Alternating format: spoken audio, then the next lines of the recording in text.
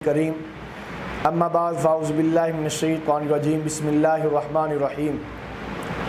میرے بھائیو، دوستو، بزرگوں، بات دراصل یہ ہے کہ جس وقت حکمران نیک آ جائیں اور ان حکمران ایسے آ جائیں، عدل و انصاف والے آ جائیں، انصاف پسند آ جائیں، تو فرمایا پھر اس وقت اللہ کی ذات پوری دنیا کے اوپر اپنی رحمتیں برکتیں کھول دیا کرتے ہیں، رحمتوں کے برکتوں کے دروازے کھول دیا کرتے ہیں۔ اصل میں حالات کسی کے ٹھیک کرنے سے نہیں ہوا کرتے۔ جس وقت تک انسانیت اللہ کے سے راضی نہ، اللہ کو راضی نہ کر لے، اللہ سے صلح نہ کر لے، اتنی دیر تک ہمارے رزق کشادہ نہیں ہو سکتا، ہمارے حالات درست نہیں ہو سکتے۔ حالات درست کرنے کے لیے میں آپ کے سامنے ایک واقعہ رکھنا چاہتا ہوں۔ حضرت عمر بن عبدالعزیز رحمۃ اللہ علیہ، ان کو عمر ثانی بھی کہا جاتا ہے۔ حضرت عمر بن عبدالعزیز رحمۃ اللہ علیہ، ان کی شخصیت کسی سے ڈکی چھپی نہیں ہے، ہر آدمی ان کی شخصیت کے بارے میں جانتا ہے۔ ان کو عمر ثانی کہا جاتا ہے اور خلفائے راشدین کے زمانے کا، ان کے زمانے کو تتمہ کہا جاتا ہے۔ عمر بن عبدالعزیز رحمۃ اللہ علیہ بڑے اللہ والے نیک تھے اور پوری سلطنت اسلامیہ کے اکیلے لیڈر تھے۔ حضرت عمر بن عبدالعزیز رحمۃ اللہ علیہ کا زمانہ تھا، یہ دمشق کے اندر بیٹھا کرتے تھے، وقت کے خلیفہ ہیں، وقت کے حکمران ہیں، دمشق کے اندر رہتے تھے۔ ان کا ایک گورنر تھا جو عراق کے اندر تھا، جس کا نام عبدالحمید ہے، وہ عراق کا گورنر تھا۔ عمر بن عبدالعزیز رحمۃ اللہ علیہ نے اتنا انصاف قائم کیا ہے، اتنا انصاف قائم کیا، کہتے ہیں کہ ان کے دور کے اندر ایک ہی تالاب کے اوپر کھڑے ہو کر، ایک ہی جگہ کے اوپر کھڑے ہو کر یہ بگیاڑ اور بکری ایک ہی جگہ کے اوپر اکٹھے پانی پی لیا کرتے تھے، یعنی جانوروں کے اندر بھی اتنا امن برپا ہو گیا تھا۔ یہ عمر بن عبدالعزیز رحمۃ اللہ علیہ، ان کے دور کے اندر گورنر، ان کا عراق کا جو گورنر عبدالحمید گورنر، اس نے ان کو خط لکھا۔ خط کتاب الاموال ہماری معیشت کی بہت اہم کتاب ہے،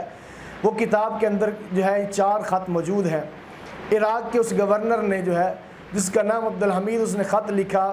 عمر بن عبدالعزیز رحمۃ اللہ علیہ کو۔ خط یہ لکھا کہ حضرت، جو میں اپنی علاقے سے، اپنے صوبے سے خراج وصول کرتا ہوں،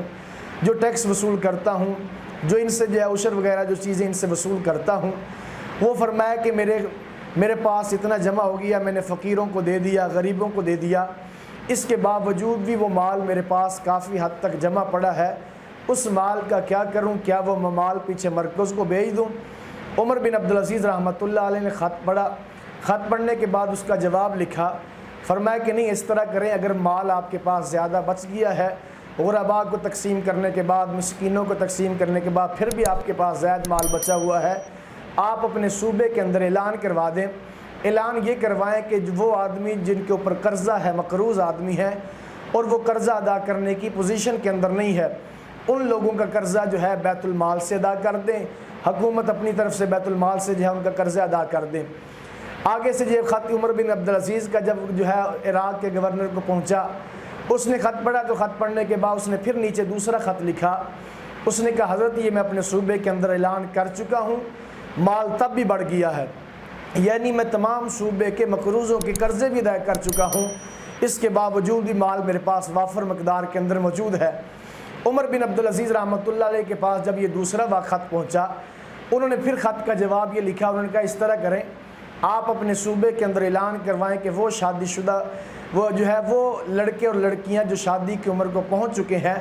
لیکن غربت کی وجہ سے شادی کے اسباب وہ مہیا نہیں، ان کے پاس وہ ضرورت کا سامان نہیں خرید سکتے، اس وجہ سے ان کی شادیاں نہیں ہو رہی،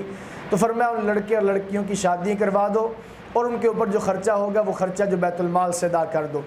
اب جب یہ خط عمر بن عبدالعزیز کا پہنچا عراق کے گورنر کو، تو اس نے پھر جواب لکھا، اس نے کہا، حضرت، یہ کام بھی کر چکا ہوں، یعنی اس بیت المال کے پیسے سے میں قرضے بھی ادا کر چکا ہوں، میں لڑکے لڑکیوں کی جن کی شادیاں غربت کی وجہ سے نہیں ہو رہی تھی، میں ان کی شادیاں بھی کروا چکا ہوں، اس کے باوجود بھی مال میرے پاس جمع بچا ہوا ہے۔ اب عمر بن عبدالعزیز رحمہ اللہ نے تیسرا خط لکھا۔ تیسرا خط یہ لکھا، انہوں نے کہا، اس طرح کرو، اگر تب بھی مال بڑھ گیا ہے تو پھر اس طرح کرو، وہ شادی شدہ مرد کہ جن کی شادیاں ہو چکی ہیں لیکن انہوں نے اپنی بیویوں کے مہر نہیں ادا کیے غربت کی وجہ سے، اور وہ مہر ادا کرنے کی پوزیشن کے اندر بھی نہیں ہے، تو بیت المال سے ان کے مہر ادا کر دو۔ یہاں پہ دوسرا مسئلہ بھی سمجھتے جائیں جو سمجھانا ضروری سمجھتا ہوں۔ عام طور کے اوپر شادی کے اوپر مہر یہ مہر بیوی کا حق ہوتا ہے، شوہر اپنی بیوی کو خود جا کے مہر دے۔ عام طور پہ اول تو مہر دیتے نہیں ہے، لکھا لی جاتا ہے، 1,00,000 2,00,000 مہر لکھاتے ہیں، زیادہ برادری کو دکھانے کے لیے، لوگوں کو سنانے کے لیے مہر بہت زیادہ رکھ لیتے ہیں، لیکن پھر بعد میں دیتے نہیں ہیں، یا پھر دیتے ہیں تو وہ جو ہے لڑکی کے والدین کو دے دیتے ہیں، وہ رکھ لیتے ہیں، لڑکی تک وہ مہر پہنچتا نہیں ہے۔ یہ ٹھیک نہیں ہے، مہر لڑکی کا حق ہے، لڑکی تک وہ مہر پہنچنا چاہیے، اور وہ شوہر خود جا کے اس کو جو ہے اپنی بیوی کو مہر ادا کرے۔ ہم 2-3 جگہ کے اوپر جو ہے بہت زیادہ غلطی کرتے ہیں، غفلت کرتے ہیں۔ ایک تو مہر کے اوپر کہ مہر نہیں دیتے، دوسرے نمبر کے اوپر بچیوں کو حق نہیں دیتے، بچیوں کا حق ان کو نہیں دیتے، بھائی بہنوں کا حق نہیں دیتے۔ یہ ہمارے ہاں بہت زیادہ ہے۔ اگر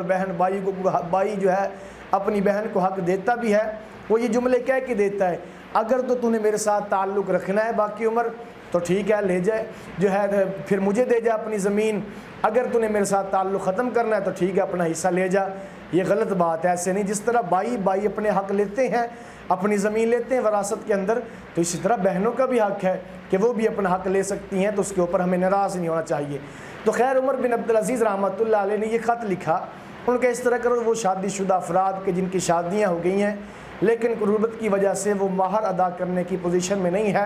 ان کے بیت المال سے مہر ادا کر دیے جائیں۔ اب جب یہ خط پہنچا تو اس نے خط کا جواب لکھا، اس نے کہا حضرت میں یہ اعلان بھی کر چکا ہوں، میں ساری صوبے کے شادی شدہ افراد جو مہر دینے کی پوزیشن میں نہیں ہیں ان کے مہر بھی دے چکا ہوں۔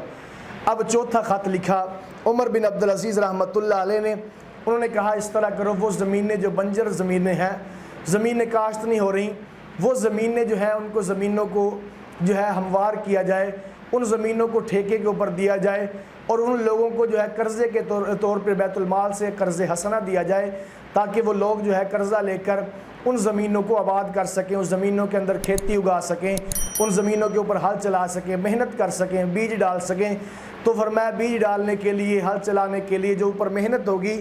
وہ محنت جو ہے ان کو قرض حسنہ کے طور پہ بیت المال سے دے دی جائے اور ان زمینوں کو ہموار کر دیا جائے۔ کمال کی بات یہ ہے کہ گورنر نے کہا حضرت یہ چوتھا کام بھی میں کر چکا ہوں، میں اعلان کر چکا ہوں کہ جس آدمی کے جو ہے میں نے زمینیں بھی ان کو قرض حسنہ کے اوپر جو ہے قرضے بھی دے دیے، زمینیں بھی آباد کر دی ہیں، لیکن بیت المال کے اندر مال پھر بھی جمع ہے، پھر بھی بچا ہوا ہے۔ اب یہاں پہ کوئی آدمی سوال کر سکتا ہے، یہ وہ ایک صوبے کا بجٹ تھا، ایک صوبے کی پرافٹ تھی، ایک صوبے کا ٹیکس تھا، وہ کتنی کی بجٹ ہوگی، وہ کتنا کا بجٹ ہوگا، وہ کتنی کی پرافٹ ہوگی کہ جس سے جو ہے شادی شدہ افراد کی شادی بھی کروا دی گئی، مقروضوں کے قرضے بھی ادا کر دیے گئے، شادی شدہ افراد کے مہر بھی ادا کر دیے گئے، زمینوں کے اوپر جو ہے محنت کے لیے قرض حسنہ بھی دے دیا گیا، پھر بھی وہ مال بچا ہے۔ یہ کیسے ہو سکتا ہے؟ یہ آج کے دور میں ہمیں سمجھ نہیں آئے گی، اس دور میں سمجھ آ سکتی ہے جس وقت کا حکمران عمر بن عبدالعزیز رحمۃ اللہ علیہ اپنے گھر آتے ہیں، وقت کا حکمران ہے، 3 بر اعظم کے اوپر بادشاہت ہے، اپنے گھر میں آیا، اپنی بیوی فاطمہ بنت عبد الملک سے کہا، فرمایا کہ فاطمہ تیرے پاس کوئی درم ہے؟ اس نے کہا خیریت ہے، کیا کرنا ہے؟ فرمایا میں بازار سے گزر کے آ رہا تھا، راستے کے اندر مجھے کچھ انگور نظر آئے، وہ بڑے اچھے لگے، مجھے انگور کھانے کو دل کرتا ہے، لیکن میں نے جیب کے اندر ہاتھ ڈالا، میرے جیب کے اندر پیسے نہیں تھے۔ وقت کا حکمران، 3 بر اعظم کے اوپر حکمرانی کرنے والا، کہا میرے جیب کے اندر جو ہے ایک درم نہیں تھا۔ فرمایا تیرے پاس کوئی درم ہے؟ تو انہوں نے جواب دیا، انہوں نے کہا اگر آپ کے پاس درم نہیں ہے تو میرے پاس کہاں سے آئیں گے؟ اس لیے کہ بیوی کے پاس پیسے تو شوہر کی طرف سے آتے ہیں، جب آپ کے پاس نہیں ہے تو میرے پاس کہاں سے آئیں گے؟ پھر دوسرا جواب انہوں نے کہا بیوی ہونے کے اعتبار سے بیوی تھی، تو بیوی ہونے کے اعتبار سے کیسا حکمران ہے جو انگور کھانے کے لیے ایک درم بھی بیت المال سے نہیں لے سکتا، انگور بھی نہیں کھا سکتا بیت المال سے، ایک درم لے لیجیے بیت المال سے۔ آگے سے عمر بن عبدالعزیز رحمہ اللہ نے جملہ کہا، عمر بن عبدالعزیز رحمہ اللہ نے فرمایا کہ اللہ کی بندی، جس کو تو درم کہہ رہی ہے وہ درم نہیں ہے، وہ بیت المال کا ایک درم 1 روپیہ وہ آگ کا انگارہ ہے، وہ درم نہیں ہے۔ تو میں نے کہا اگر وقت کا حکمران بیت المال کے پیسے کو، اگر وقت کا حکمران جو ہے عوام کے سارے پیسے کے 1 روپیے کو اپنے لیے آگ کا انگارہ سمجھے تو پھر یہ حالات پیدا ہو سکتے ہیں، آج بھی وسعت پیدا ہو سکتی ہے، آج بھی ہمارے خزانے بڑھ سکتے ہیں، آج بھی ہمارے لیے فراخی ہو سکتی ہے، خدا کی رحمتیں برکتیں نازل ہو سکتی ہیں، لیکن ہوگا تب جب وقت کا حکمران اس عوام کے پیسے کو اپنے لیے جہنم کا غارہ سمجھے گا اور وہ عوام کے اوپر پورے کا پورا خرچ کرے گا۔ دعا ہے کہ اللہ کی ذات ہم سب کو ایسے حکمران نصیب فرمائے، اللہ کی ذات ہم سب کو جو ہے دنیا آخرت کی فراوانی نصیب فرمائے۔ وما علینا الا البلاغ المبین۔